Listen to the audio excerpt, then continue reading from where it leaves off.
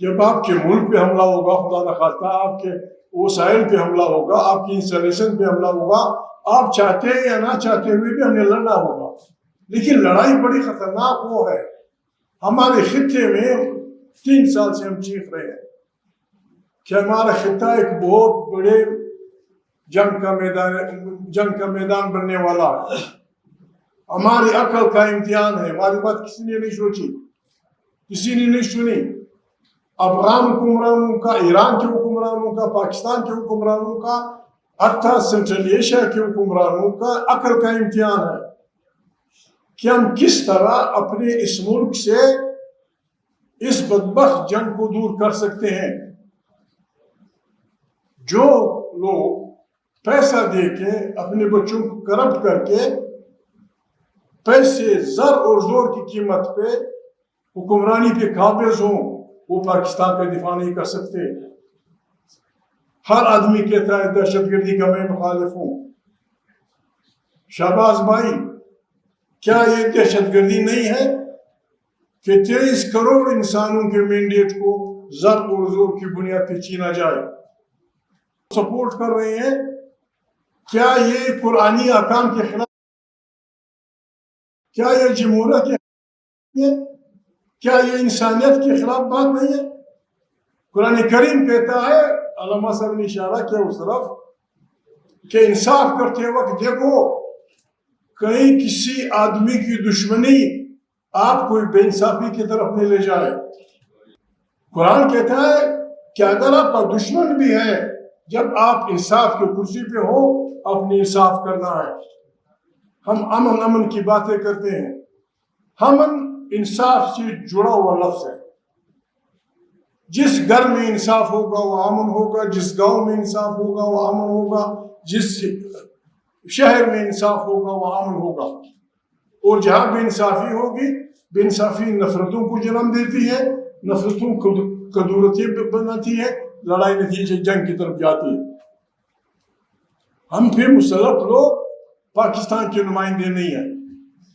اور مجھے شرم آتی ہے، بہنیں بیٹھی ہوئے ہیں، مجھے شرم آتی ہے. ان سب کے سامنے شہباز تک سب کے سامنے قرآن رکھو کہ تو ہاتھ رکھ، پاکستان کو نہیں لوٹ رہے ہو. پاکستان سے وفاداری کا تقاضا یہ ہے کہ اس کے بچوں کو کرپٹ کیا جائے. 20 30 80 کروڑ روپے پہ ایک ووٹ. 80 کروڑ 90 کروڑ میں بلوچستان کے 4 اضلاع کو 5 منٹ روٹی دی جا سکتی ہے. جو اپنی وفاداریاں بیچتا ہے، جو اپنا ضمیر بیچتا ہے، جو اپنا سب کچھ بیچتا ہے، وہ پاکستان کا وفادار ہے. اور جو کہتا ہے کہ بابا یہ مت کرو، آپ فلسطین کے لیے جلوس نکالتے ہیں، نکالنا چاہیے، ظلم ہو رہا ہے. کیا آپ کو نہیں پتا ہمارے بہنوں کے ساتھ اس ملک میں کیا ہوا؟ کیا آپ کو نہیں پتا چھوٹے چھوٹے بچوں کے ساتھ کیا ہوا؟ اس طرح سے بندوقوں کے زور پہ نہیں چلائی جاتی حکومتیں، نہ عدم تشدد اور بدماشیوں سے لوگوں کے وہ جیتے جا سکتے ہیں. اگر کسی کو پاکستان عزیز ہے، اس کا تقاضا یہ کہ بھول جائے حکومت کو، کوئی نتیجہ نکالے، کوئی قومی حکومت، کوئی شہباز شریف، کوئی زرداری صاحب، عمران خان کی پارٹی مل کے بیٹھ کے کوئی قومی حکومت بنائے، کنسنسس پیدا کرے، پاکستان کے بچانے کا کوئی راستہ نکالے. نہیں نکالیں گے تو یہ مندانی کوئی مکل نہیں نکالے گی. یہ پانی اب چڑھ کر رہے ہیں. پاکستان مشکل میں ہے اور ہماری وجہ سے مشکل میں ہے. چوروں ڈاکوؤں کو سپورٹ کرنا پتہ نہیں کہاں کا انصاف ہے، کہاں کا انصاف ہے. غریب آدمی اب سے کیا چاہتا ہے؟ غریب آدمی یہ چاہتا ہے کہ بابا جب میں گھر سے باہر جاؤں کوئی میرے گھر کا دروازہ نہ کھٹکھٹائے، میری عزت کا احترام ہو، میری چاردیواری کا احترام ہو، میرے لیے دو چار رکنے کا بندوبست. واحد ملک ہے اپنے بچوں کو کرپٹ کرتا ہے، پھر ان کے فائل بناتا ہے، پھر ان کو بلیک میل کرتا ہے، پھر ان کو وزیر اعلیٰ بناتا ہے. یہ کیا کرے گا غریب آدمی؟ یہ کس قسم کا وزیر اعلیٰ ہوگا؟ کس قسم کا وزیر اعظم ہوگا؟ کس قسم کا نمائندہ ہوگا؟ میں مزید نہیں کہنا چاہتا. علامہ صاحب نے جو بات کی، پاکستان تحریک تحفظ آئین پاکستان، جس طرح علامہ صاحب نے کہا، سوائے اسے کوئی دوسرا راستہ نہیں. اگر کسی کے پاس ہے، آئے ہمارے ماؤں بہنوں کے سامنے ہمارے ساتھ رکھے. ہمارے سے بہتر ایجنڈا کسی کے پاس ہے، ہم ان کے ہاتھ چومیں گے، ان کا ساتھ دیں گے. اگر نہیں ہے، آئین میرے باپ کا بنایا ہوا نہیں ہے، نواز کھوکھر ان کا والد ان کے باپ کا بنایا ہوا نہیں ہے. اور نہ آئین ایک عمرانی معاہدہ ہوتا ہے، سوشل کانٹریکٹ. جو بھی ہے اس میں نقائص ہوں گے، اس کو اور ٹھیک کر دیں گے. اس کو آپ پر خور اتنا نہیں سمجھتے، پھر میرا آپ سے کیا رشتہ؟ میرا آپ سے کیا رشتہ؟ آپ نہ میری زبان سمجھتے نہ میں آپ کی زبان سمجھتا. آپ کا کلچر تھوڑا سا اور ہے، میرا کلچر کوئی اور ہے. جو چیز ہمیں باندھ کے رکھتی ہے آئین، اس کو ہر وقت 4 سال کے بعد آپ توڑ دیتے ہیں. آئین خود کہتا ہے کہ جو آدمی آئین کو چھیڑتا ہے، سسپینڈ کرتا ہے، معطل کرتا ہے یا فارغ کرتا ہے، ابھی ہم کریں کیا؟ ہم مسلمان بھی ہیں، پاکستانی بھی ہیں. پاکستانی کی عادت کہتی ہے کہ جھوٹ بولنا جائز ہے. بس جھوٹ بولتے رہو، زندہ باد پاکستان بڑھے گا. کہ جھوٹے پہ خدا کی لعنت. ابھی ہم کس کی مانی؟ اس بدبخت حکومت کی مانی یا خدا نخواستہ اس جل جلالہ کی طاقت کو مانی؟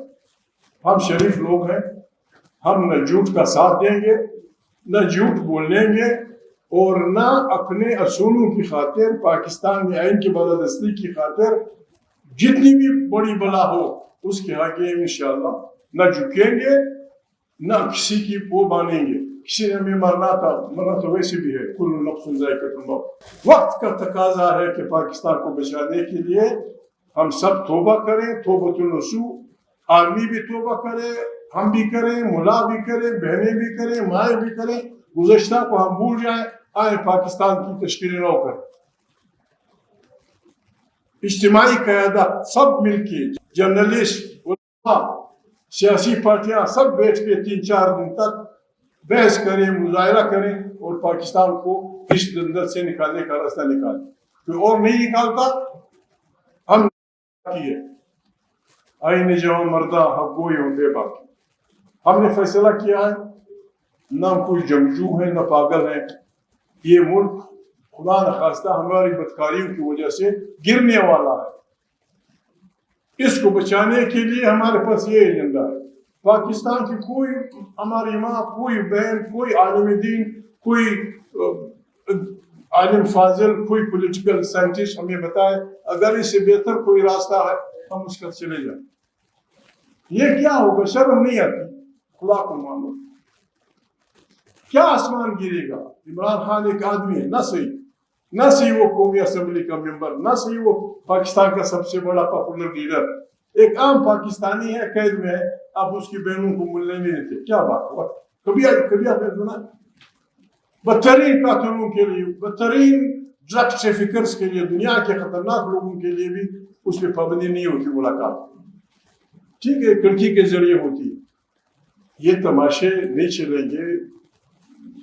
کچھ نہیں کہہ سکتا، دل تو بہت کچھ چاہتا ہے. اسمبلی میں بھی اگر